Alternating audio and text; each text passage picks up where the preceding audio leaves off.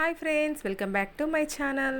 నేను రాధిక. ఈరోజు మన రెసిపీ వచ్చేసి tomato egg curry. Tomato, onions, కరివేపాకు, వెల్లుల్లి రెబ్బలు.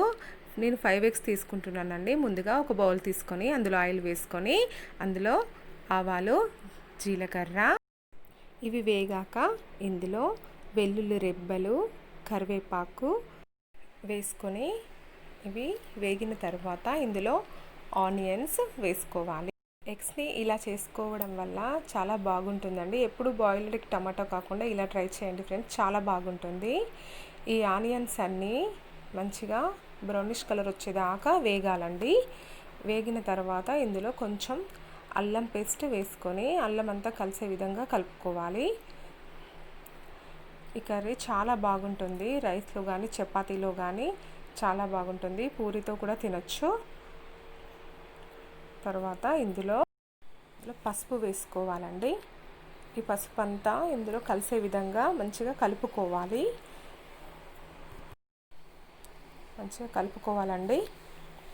తర్వాత సాల్ట్ వేసుకోవాలి. చూడండి ఎంత బాగా వేగిపోయాయో ఆనియన్స్. తర్వాత ముందుగా కట్ చేసి పెట్టుకున్న టమాటా ముక్కలని ఇందులో వేసుకోవాలి. వేసుకొని ఒక 10 నిమిషాల పాటు కదిపియకుండా మూత పెట్టుకోవాలండి. అసలు కదపకూడదు. మీరు మీ ఇంట్లో ఈ ప్రాసెస్లో ట్రై చేయండి ఫ్రెండ్స్. ఈ కర్రీ ఇలా ట్రై చేస్తే చాలా బాగుంటుంది. చిన్నపిల్లలు చాలా బాగా తింటారు.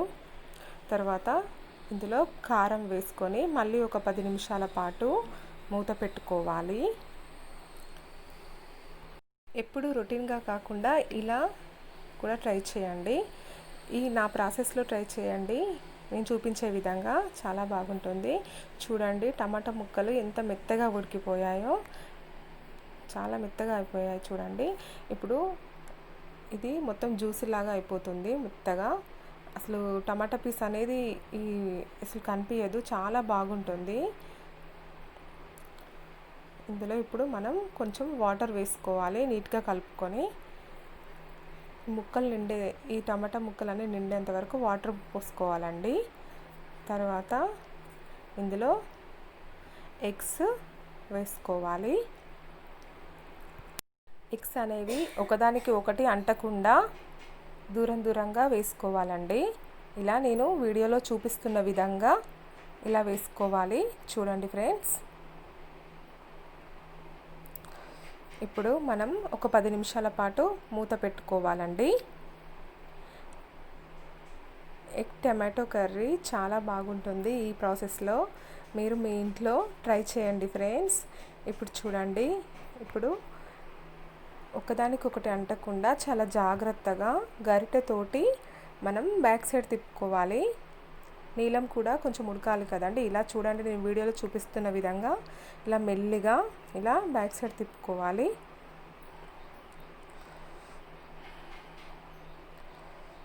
తర్వాత మళ్ళీ ఒక 10 నిమిషాల పాటు మూత పెట్టుకొని ఉడికేంత వరకు మూత పెట్టుకొని ఉంచుకోవాలండి.